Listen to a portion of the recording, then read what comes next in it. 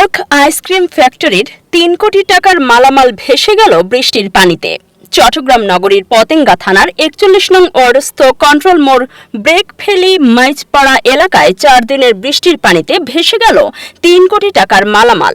ব্যাংকের কাছে সহযোগিতা চাইলেন পার্ক আইসক্রিম ফ্যাক্টরির মালিক মোহাম্মদ জামাল উদ্দিন। ৮ জুলাই বুধবার দুপুরে এসব তথ্য জানান পার্ক আইসক্রিম ফ্যাক্টরির মোহাম্মদ জামাল উদ্দিন।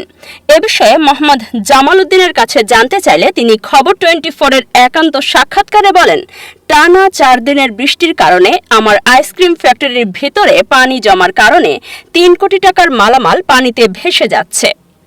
ব্যাংক কর্তৃপক্ষের কাছে অর্থের সহযোগিতা কামনা করছি। আমার ফ্যাক্টরিতে ক্ষয়ক্ষতির পরিমাণ ১ কোটি টাকার উপরে। এর মধ্যে এই কদিনের বৃষ্টিতে আমার প্রায় ১.৫-২ কোটি টাকার মেশিনারি জিনিস নষ্ট হয়ে গেছে।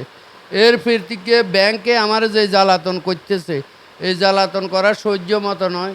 এর মধ্যে আমার প্রায় মাল বানানো মাল ২০-৩০ লাখ টাকার মাল নষ্ট হয়ে গেছে। এর মধ্যে আমি খুবই অসুবিধাতে আছি। আমার ব্যবসা বাণিজ্য সবে খারাপ হয়ে গেছে। আমি এই টাকা দিমু থেকে এখন আল্লাহ করতেছি, আল্লাহ যদি আমার সহায় হয়। এছাড়া তো আর আমার কিছু বলার নাই। আমি আল্লাহর কাছে এটাই চাই, আল্লাহ আমার জন্য সহায় করো। ব্যাংক আমাকে আবার পুনরায় আর একটু সহযোগিতা করার মতো ব্যাংকের কাছে এটাই আমার কামনা। কোনোদিন এরকম পানি দেখি নয়, আমার এরকম ক্ষয়ক্ষতি আমি দেখিনি। খালি আমার নয়, এলাকা পুরোটা ডুবে গেছে। এই পরিস্থিতি কেন হইলে এক উপরে আল্লাহ পাক ছাড়া কেউ জানে না। একবারে সিঙ্গেল সিটি কর্পোরেশন ড্রেন আছে না, ড্রেন মাত্রই নামের ড্রেন, এই ছাড়া আর কিছু না। সিটি কর্পোরেশন দেখে আসে মাস টাকার জন্য, ব্যাডের জন্য, ট্রেড লাইসেন্সের জন্য। সিটি কর্পোরেশন তো কোনো উদ্যোক্তাই নাই। আপনারা এলাকার মানুষকে জিজ্ঞেস করেন, রাস্তাঘাট সব ডুবে গেছে ড্রেনের কারণে। কিন্তু খাল বিমান বাহিনী খাল সংস্কার করেন, ওই খালের গেট বন্ধ চালু এই অবস্থাতে আছে। তো আমরা কোথায় যাব যারা ব্যবসায়ী করি? আমাদের কি পরিস্থিতি? আমরা তো ব্যাংক থেকে হাজার ১ কোটি টাকা ঋণ নিচ্ছি। আমার কোন অবস্থা হবে? আমি তো মরে গেছি। এখন আমার একমাত্র দেখলে ব্যাংক দেখতে পারবে, এছাড়া তো আমার আর কিছু বলার নাই। কি পাবলিক আমার দেখবে? ব্যাংক 1 কোটি টাকা পাবলিক পাইবে আমার থেকে 2 কোটি টাকা। আমি এই টাকা নিয়ে কোথায় যাই? যদি আমার সরজমিনে দেখে, আমি ব্যাংকের কাছে চিরকৃতজ্ঞ থাকবে। ব্যাংক দেখো, এর মাধ্যমে ব্যাংকের লোক আমাকে ফোন করতেছে টাকার জন্য। আমি কোত্থেকে দিব এটা আপনারা চিন্তা ভাবনা করেন। আমার কোল্ড স্টোর দেখেন, কোল্ড স্টোরে ক্যাঁচা মাল হইতে গোডাউনের সব আমার কাছে। ব্যাংকের কাছে অনুরোধ, ব্যাংক আসি আমাকে একবার দেখি যে আমার কি পরিস্থিতিতে আমি আছি। বর্তমানে ওনাদের ইন্দিমু থেকে এইটা নিয়ে আমি হিমশিম খাইতেছি। আল্লাহ পাক সহযোগিতা করা ছাড়া আর ওনারা সহযোগিতা করা ছাড়া আমার আর কিছু করার নাই। আছে এখানে আমি বাঁচার মতন কোনো আমার সামর্থ্য আছে?